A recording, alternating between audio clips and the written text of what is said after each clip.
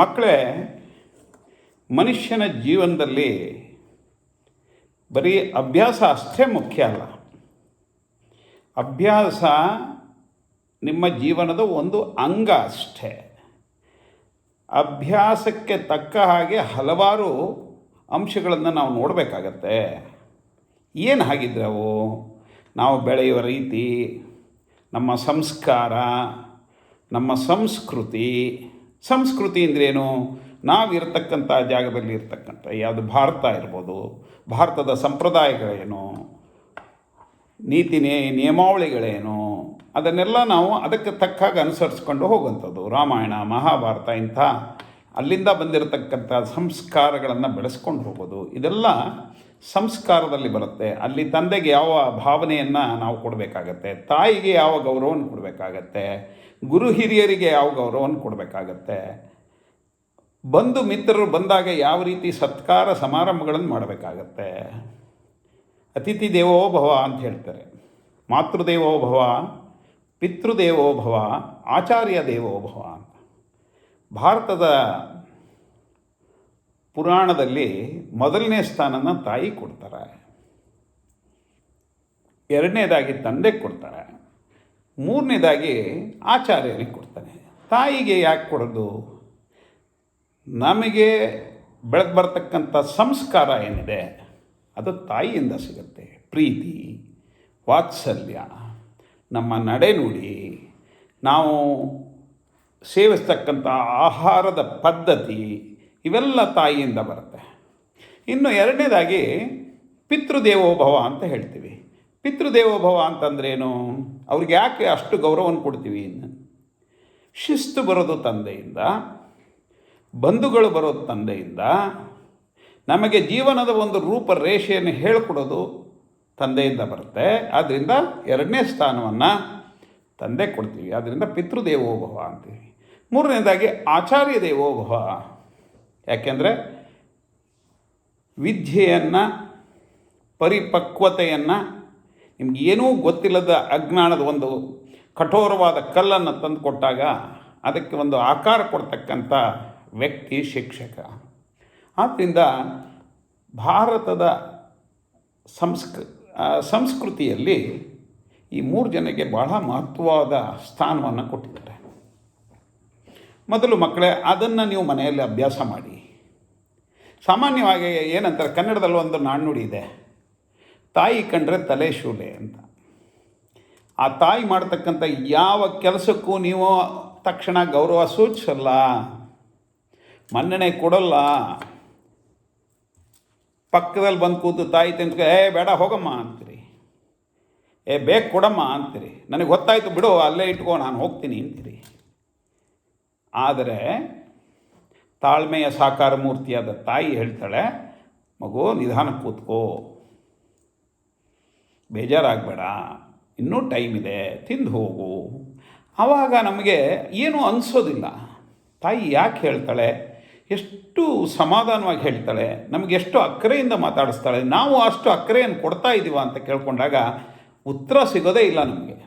ನಾವು ಕೊಡೋದೇ ಇಲ್ಲ ಅದನ್ನು, ನಾವು ಅರ್ಥನೂ ಮಾಡ್ಕೊಳ್ಳೋದಿಲ್ಲ ಅದರ ಮಹತ್ವ ಏನು ಅಂತ. ಅದೇ ರೀತಿ ಅಪ್ಪನ ಹತ್ರ ಹೋಗಿ ಒಂದು 4 ಆಣೆ ಕೇಳಿದಾಗ ಅಪ್ಪ ಹೇಳ್ತಾನೆ, ಮಗು ಆ 4 ಆಣೆಯ ಮಹತ್ವ ನಿನಗೆ ಗೊತ್ತಿಲ್ಲ, ನನಗೆ ಗೊತ್ತು, ಕಷ್ಟಪಟ್ಟು ದುಡ್ದೋನು ನಾನು, ನನಗೆ ಗೊತ್ತು. 4 ಆಣೆ ಕೊಡೋಕ್ಕಾಗಲ್ಲ, ತಗೋ ಒಂದು 5 ಪೈಸಾ 10 ಪೈಸಾ. ಹಿಂದಿನ ಕಾಲದಲ್ಲಿ ಹೇಳ್ತಾಯಿದ್ರು. ಈಗ 1 ರೂಪಾಯಿ, 5 ರೂಪಾಯಿ, 10 ರೂಪಾಯಿ ತನಕ ಬಂದಿದೆ. ಈಗ ಅದು ಸಾಲಿಲ್ಲ ಅಂದರೆ ಈಗಿನ ಮಕ್ಕಳಿಗೆ 1-2 ಮಕ್ಕಳು ಇರ್ತಕ್ಕಂಥ ಸಂಸಾರದಲ್ಲಿ 500 ರೂಪಾಯಿ ನೋಟ್ ಕೊಟ್ಬಿಡೋದು, ತಗೋ ಮಗೋ ಏನಾರು ಮಾಡ್ಕೊತ. ಅಲ್ಲೇ ನಾವು ಎಡೋಗ್ತಾ ಇದ್ದೀವಿ. ಅವು ಕೇಳಿದ್ದನ್ನೆಲ್ಲ ಕೊಡ್ತಕ್ಕಂಥ ಪ್ರವೃತ್ತಿ ನಮ್ಮಲ್ಲಿ ಏನು ಬರ್ತಾ ಇದೆ ಪಾಲಕರಲ್ಲಿ, ಅದು ಮಕ್ಕಳನ್ನು ತಪ್ಪು ಹಾದಿಗೆ ಕಳಿಸುವ ಸಾಧ್ಯತೆಗಳು ಜಾಸ್ತಿ ಇರುತ್ತವೆ. ಆದ್ದರಿಂದ ದಯವಿಟ್ಟು ಮಕ್ಕಳಿಗೆ ಮಿತಿ ಮೀರದ ಆಸೆಯನ್ನು ಕಲಿಸಬೇಡಿ. ಆ ಮಗುವಿನ ವಯಸ್ಸಿಗೆ ತಕ್ಕ ಹಾಗೆ, ಮಗುವಿನ ಕ್ಲಾಸು ಯಾವ ಕ್ಲಾಸಲ್ಲಿ ಓದ್ತಾ ಇದೆ, ಆ ಮಗುವಿನ ಆಸೆಗಳೇನಿದೆ ಅದಷ್ಟು ಮಾತ್ರ ಪೂರೈಸಿ. ಹೆಚ್ಚಿನದಿದ್ದರೆ ನೀವು ಅದಕ್ಕೆ ತಲೆ ಕೆಡಿಸ್ಕೋಬೇಡಿ. ಒಂಚೂರು ಮಗುಗೆ ಸಿಟ್ಟು ಬರ್ಬೋದು, ಅಳ್ಬೋದು, ಹಠ ಮಾಡ್ಬೋದು, ಎಲ್ಲ ಮಾಡ್ಬೋದು, ಪರವಾಗಿಲ್ಲ. ಮತ್ತು ಆ ಬಾಂಧವ್ಯಕ್ಕೆ ಯಾವ ಧಕ್ಕೆನೂ ಬರೋದಿಲ್ಲ. ಆದ್ದರಿಂದ ಹಣದ ಆಸೆಯಲ್ಲಿ ಬೆಳೆಸಬೇಡಿ ಮಗುನ. ಮಿತಿಮೀರಿದ ಆಸೆ ದುಃಖಕ್ಕೆ ಕಾರಣ ಅಂತ, ಆಸೆಯೇ ದುಃಖಕ್ಕೆ ಕಾರಣ ಅಂತ ಹಿಂದೆ ಹೇಳಿದ್ದಾರೆ. ಅದೇ ರೀತಿ ಮಿತಿಮೀರಿದ ಆಸೆ ಪಡ್ತಾ ಹೋದರೆ ನೀವು ಅದಕ್ಕೆ ಕೊನೆಯೇ ಇಲ್ಲ. ಆದ್ದರಿಂದ ದಯವಿಟ್ಟು ಅದನ್ನು ಕಲಿಸ್ಬೇಡಿ. ಇನ್ನು ಎರಡನೇದಾಗಿ ಹವ್ಯಾಸದ ಬಗ್ಗೆ ಒಂದೆರಡು ಮಾತನಾಡೋಕ್ಕೆ ಇಷ್ಟಪಡ್ತೇನೆ. ಹವ್ಯಾಸ ಯಾಕೆ ಬೇಕು? CBSE ಅವರಾಗಲಿ, ಯಾವುದೇ ಸ್ಕೂಲಾಗಲಿ, ಯಾವುದೇ ಸೆಕೆಂಡ್ರಿ ಎಜುಕೇಷನ್ ಬೋರ್ಡ್ ಇರ್ಬೋದು, ಪಠ್ಯ ಪುಸ್ತಕದ ಜೊತೆಗೆ ಕೆಲವೊಂದು ಹವ್ಯಾಸಗಳನ್ನು, ವ್ಯಕ್ತಿತ್ವವನ್ನು ರೂಪಿಸೋದಕ್ಕೆ ಅನುಕೂಲವಾಗುವಂತಹ ಕೆಲವೊಂದು ಹವ್ಯಾಸಗಳನ್ನು ಬೆಳೆಸ್ಕೊಳ್ಳಿ ಅಂತ ಹೇಳ್ತಾರೆ. ಆರ್ಟ್ ಇರ್ಬೋದು, ಮ್ಯೂಸಿಕ್ ಇರ್ಬೋದು, ಫಿಸಿಕಲ್ ಎಜುಕೇಷನ್ ಇರ್ಬೋದು, ಅಥವಾ ನೀವು ಮಾಡ್ತಕ್ಕಂಥ ಕ್ವಿಸ್ ಕಾಂಪಿಟೇಷನಲ್ಲಿ ಪಾರ್ಟಿಸಿಪೇಷನ್ ಇರ್ಬೋದು, ಡಿಬೇಟ್ ಕಾಂಪಿಟೇಷನ್ ಇರ್ಬೋದು, ಅಥವಾ ಹಾಡುವಿಕೆ ಏನಿದೆ ಹಾಡಿನ ಕಾಂಪಿಟೇಷನ್, ಮ್ಯೂಸಿಕ್ ಕಾಂಪಿಟೇಷನ್ ಇರ್ಬೋದು, ಅಥವಾ ನಾಟಕ ಸ್ಪರ್ಧೆ ಇರ್ಬೋದು. ಹಲವಾರು ಬಗೆಯಲ್ಲಿ ಮಕ್ಕಳಿಗೆ ಸ್ಕೂಲ್ನಲ್ಲಿ ತರಬೇತಿ ತಗೊಳ್ಳೋದಕ್ಕೆ ಅವಕಾಶ ಇರುತ್ತೆ. ಮಕ್ಕಳೇ, ಇಲ್ಲಿ ಒಂದನ್ನು ನಾನು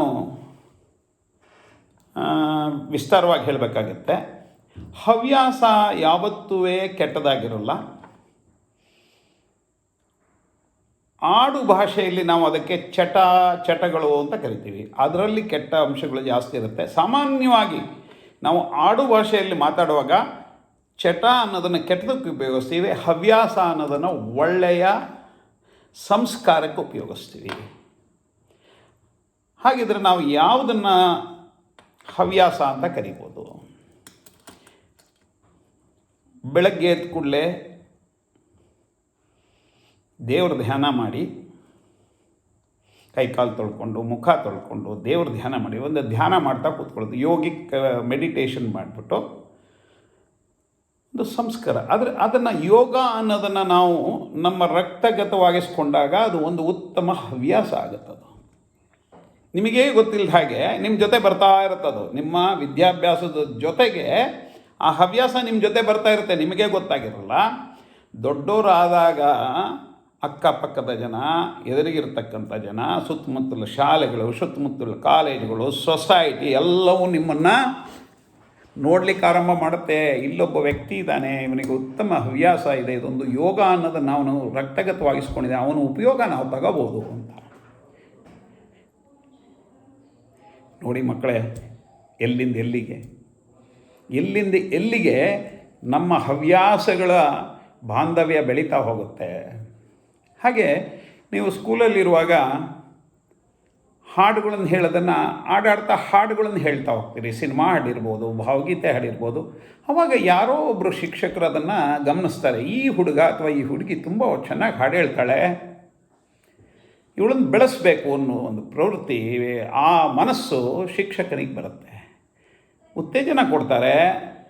ಅದಕ್ಕೊಂದು ಸಮಾರಂಭಗಳಲ್ಲಿ ಅವರನ್ನು ಮುಂದೆ ಬಿಡ್ತಾರೆ, ಉತ್ತೇಜನ ಕೊಟ್ಟು ಮುಂದೆ ಬಿಡ್ತಾರೆ. ಆ ಮಗು ಎಲ್ಲರ ಕಣ್ಣಿಗೆ ಬೀಳುತ್ತೆ. ಆ ಮಗುಗೂ ಖುಷಿಯಾಗತ್ತೆ, ಓ ನನ್ನಲ್ಲಿ ಇಂಥ ಒಂದು ಅಗಾಧವಾದ ಒಂದು ಚೈತನ್ಯ ಇದೆ, ಇದನ್ನು ಬೆಳೆಸ್ಕೊಂಡು ಹೋದರೆ ಮುಂದೆ ನಾನು ಒಳ್ಳೆ ಸಿಂಗರ್ ಆಗ್ಬೋದು, ಹಾಡುಗಾರ್ತಿ ಆಗ್ಬೋದು, ಹಾಡುಗಾರ ಆಗ್ಬೋದು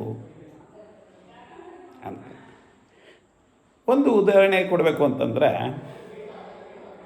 ಈ ಟಿ ವಿ ಕಾರ್ಯಕ್ರಮದಲ್ಲಿ ಹಲವಾರು ಜನರು ಸರಿಗಮಪ, TVS ಸರಿಗಮಪ ಇರ್ಬೋದು, ಹಾಡು ಕೋಗಿಲೆ ಇರ್ಬೋದು, ಹಲವಾರು ಕಾರ್ಯಕ್ರಮಗಳಲ್ಲಿ ನಾನು ನೋಡ್ತಾ ಇರ್ತೀನಿ. ಎಂತೆಂಥ ಮಕ್ಕಳಿದ್ದಾರೆ, ಎಂತೆಂಥ ಪಾಂಡಿತ್ಯ ಇದೆ. ಆ ಮಕ್ಕಳನ್ನು ಗುರುತಿಸಿ ಅವರ ಪ್ರತಿಭೆಯನ್ನು ಹೊರಗಾಗತಕ್ಕಂಥ ಕೆಲಸವನ್ನು ತುಂಬ ಚೆನ್ನಾಗಿ ಮಾಡ್ತಾಯಿದ್ದಾರೆ.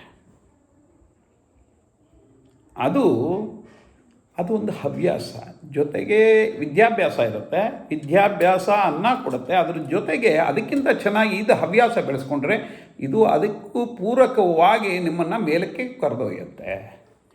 ಆದ್ದರಿಂದ ಇಂಥ ಸಮಯದಲ್ಲಿ ಒಂದು ಉತ್ತಮ ಹವ್ಯಾಸ ಬೆಳೆಸ್ಕೊಳ್ಳಿ. ಮನೆಯೊಳಗೆ ಇದ್ದಾಗ ಉತ್ತಮ ಹವ್ಯಾಸ ಬೆಳೆಸ್ಕೊಳ್ಳಿ. ಹಾಡಿರ್ಬೋದು. ನಾನು ಈ ಒಂದು ಕುಮದ್ವಿತಿ ವಸತಿ ಕೇಂದ್ರೀಯ ಶಾಲೆಗೆ ಬಂದಾಗ ಒಂದು ಮಗುವನ್ನು ನಾನು ದಿವಸ ನೋಡ್ತಾ ಇದ್ದೆ. ಆ ಹುಡುಗಿ ಹೆಸರು ಭಾವನಾ ಅಂತ. ಆ ಮಗು ಹೈಟ್ನಲ್ಲಿ ಒಂದು 3.5 ಅಡಿ 4 ಅಡಿ ಇರ್ಬೋದಷ್ಟೇ. ಆದರೆ ಆ ಮಗು ಸ್ಟೇಜ್ ಮೇಲೆ ನಿಂತಾಗ ಆ ಆತ್ಮವಿಶ್ವಾಸ ನೋಡಿದರೆ ನಂಗೆ ತುಂಬ ಖುಷಿಯಾಗೋದು. ಯಾವುದೇ ಒಂದು ವಿಷಯವನ್ನು ನೀವು ಕೊಟ್ಟಾಗ ಅದ್ರ ಮೇಲ್ಗಡೆ ಅದರಲ್ಲಿ ಕನ್ನಡ ಮಾತಾಡೋಕ್ಕೆ ಆ ಮಗು ಸ್ಟಾರ್ಟ್ ಮಾಡಿದರೆ ನಾನೆಲ್ಲ ಜಂಜಾಟಗಳನ್ನು ಬಿಟ್ಟು ಆ ಮಗುವಿನ ಕನ್ನಡ ಕೇಳ್ತಾ ಇದ್ದೆ. ಅಷ್ಟು ಕೋಗಿಲೆ ಕಂಠದಲ್ಲಿ ಕನ್ನಡ ಮಾತಾಡ್ತಾ ಇದ್ಲು. ಅದನ್ನು ಗುರುತಿಸ್ದೆ ನಾನು. ಆ ಮಗುವನ್ನು ಗುರುತಿಸಿ ಆಮೇಲೆ ಆ ಮಗು ಒಂದೆರಡು ಸಲ ಯೂಟ್ಯೂಬಲ್ಲಿ ಮ್ಯಾಥಮೆಟಿಕ್ಸ್ ಲೆಸನನ್ನು ಹಿಂದಿ ಒಳಗೆ ಕೆಲವೊಂದು ಲೆಸನ್ನ ಹಾಕಿದರು. ಹಿಂದಿನೂ ಅಷ್ಟೇ ಪರಿಪಕ್ವವಾಗಿದೆ ಆ ಮಗುಗೆ, ಇಂಗ್ಲೀಷು ಅಷ್ಟೇ ಇದೆ. ಅಂತಹ ಉತ್ತಮ ಮಗು ಉತ್ತಮವಾಗಿ ಬೆಳೆಯೋಕ್ಕೆ ಸಹಾಯ ಆಯಿತು.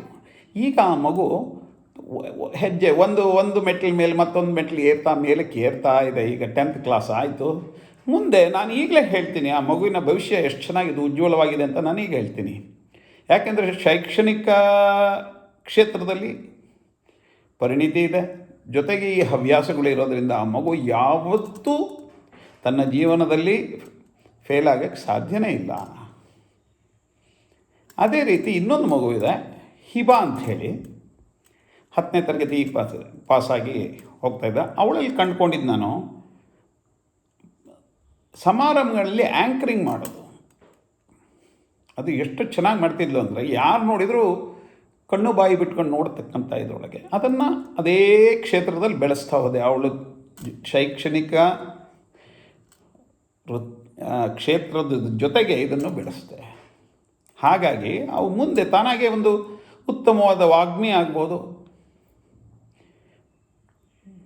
ಕಾರ್ಯಕ್ರಮದ ನಿರೂಪಕಿ ಆಗ್ಬೋದು, ಅಥವಾ ಇನ್ನೂ ಹೆಚ್ಚಿನ ಸಾಧನೆಯನ್ನು ಮಾಡಲಿಕ್ಕೆ ಸಾಧ್ಯತೆ ಇದೆ.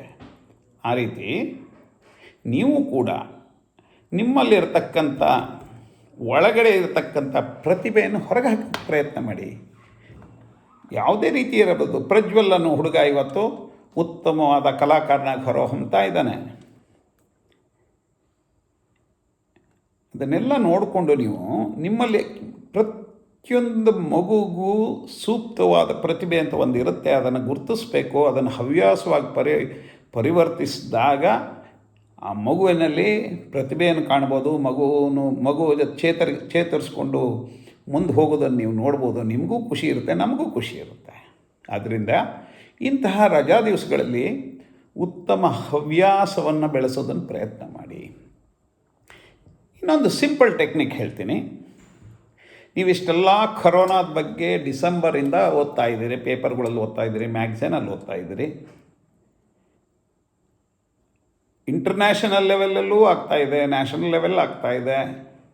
ಅದನ್ನು ನಿಮ್ಮ ಮಗುಗೆ ಅದೊಂದು ಕೆಲಸ ಕೊಡಿ. ಮನೇಲಿ ದಿನಪತ್ರಿಕೆಯನ್ನೆಲ್ಲ ಜೋಡಿಸಿ ಡಿಸೆಂಬರಿಂದ ಇದುವರೆಗೆ ಏನೇನು ನಡೀತಾ ಇದೆ ಎಲ್ಲವೂ ಕರೋನಾ ವಿಷಯಕ್ಕೆ ಸಂಬಂಧಿಸಿದಂತೆ ಏನೇನು ಸಂಶೋಧನೆಗಳಾದವು, ಎಲ್ಲಿ ನಾವು ಎಡುತ್ತಾ ಇದ್ದೀವಿ, ಎಲ್ಲಿ ನಾವು ನೇರವಾಗಿ ಹೋಗ್ತಿದ್ದೀವಿ, ಭಾರತದಲ್ಲಿ ಯಾಕಿಷ್ಟು ಚೆನ್ನಾಗಿ ಮಾಡ್ತಾ ಇರೋದು, ಮೋದಿಯವರ ಸರ್ಕಾರದಿಂದ ಈ ಥರ ನಡೀತಾ ಇದೆ, ಎಲ್ಲವೂ ಸಿಗುತ್ತೆ ನಿಮಗೊಂದು. ಅದನ್ನು ಯಾವ ರೀತಿನಾರು ವಿಂಗಡಣೆ ಮಾಡಿ ಪೇಪರ್ ಕಟ್ಟಿಂಗ್ಸ್ ಇಟ್ಕೊಂಡು ಅದನ್ನು ಒಂದು ಆಲ್ಬಮ್ ಮಾಡಿ. ತುಂಬ ಒಳ್ಳೆಯ ಹವ್ಯಾಸ ಅದು. ಪೇಪರ್ ಕಟ್ಟಿಂಗ್ ಆಲ್ಬಮ್ಮು ನೀವು ದೊಡ್ಡವರೆಲ್ಲ ವಯಸ್ಸಾದರೂ ಕೂಡ ಅದು ನಿಮ್ಮ ಸಹಾಯಕ್ಕೆ ನಿಮ್ಮ ಜೊತೆಲಿ ಇರುತ್ತೆ. ಯಾವ ವಿಚಾರ ಬೇಕೋ ಅದಲ್ಲಿ ಸಿಗ್ತಾ ಇರುತ್ತೆ. ಅದನ್ನು ಪ್ರಾಕ್ಟೀಸ್ ಮಾಡಿ. ನಂತರ ಫಿಲೇಟಲ್ಲಿ ನ್ಯೂಮಿಸ್ಮ್ಯಾಟಿಕ್ಸ್ ಅಂದರೆ ಸ್ಟ್ಯಾಂಪ್ ಮತ್ತು ಕಾಯಿನ್ ಕಲೆಕ್ಷನ್, ಇದು ಒಂದು ಒಳ್ಳೆಯ ಹಾಬಿ. ನೀವು ಎಲ್ಲೆಲ್ಲಿ ಹೋಗ್ತಿರೋ ಅಲ್ಲಿ 1-2 ಕಾಯಿನ್ಗಳು ಕಲೆಕ್ಟ್ ಮಾಡೋದು, ಹಿರಿಯರಿಂದ ಕೇಳಿ ಹಳೆ ಕಾಯಿನ್ಗಳು, ಅದ್ರ ಬಗ್ಗೆ ವಿಷಯಗಳನ್ನು ಸಂಪಾದಿಸೋದು, ಅದನ್ನು ಬರೆದಿಡೋದು, ಅದ್ರ ಮೇಲೆ ಆ ಕಾಯಿನ್ ಸೇರಿಸೋದು, ಎಷ್ಟು ನಿಮಗೆ ಅದಕ್ಕೆ ಸಂಬಂಧಿಸಿದ ಮಾಹಿತಿ ಸಿಗ್ತಾ ಹೋಗುತ್ತೆ. ಆದ್ದರಿಂದ ಮಕ್ಕಳೇ, ನಿಮಗೆ ಸಿಕ್ಕಿರ್ತಕ್ಕಂಥ ಅವಕಾಶ ಮತ್ತು ಸಮಯ ಖಂಡಿತ ನಿಮಗೆ ಮತ್ತೆ ಸಿಗೋದಿಲ್ಲ.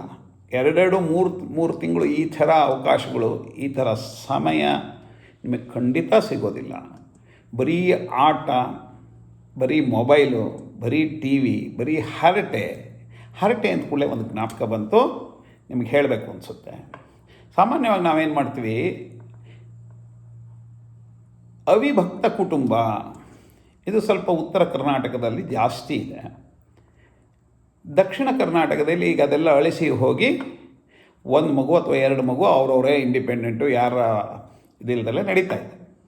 ಈ ಅವಿಭಕ್ತ ಕುಟುಂಬದಲ್ಲಿ ಯಾರು ಒಬ್ಬರು ಬಂದರು ಅಂದರೆ ಎಲ್ಲರೂ ಮನೆಯವರೆಲ್ಲ ಸೇರಿಕೊಂಡು ಹರಟೆ ಹೊಡೆದು ಮಾಡ್ತಾರೆ.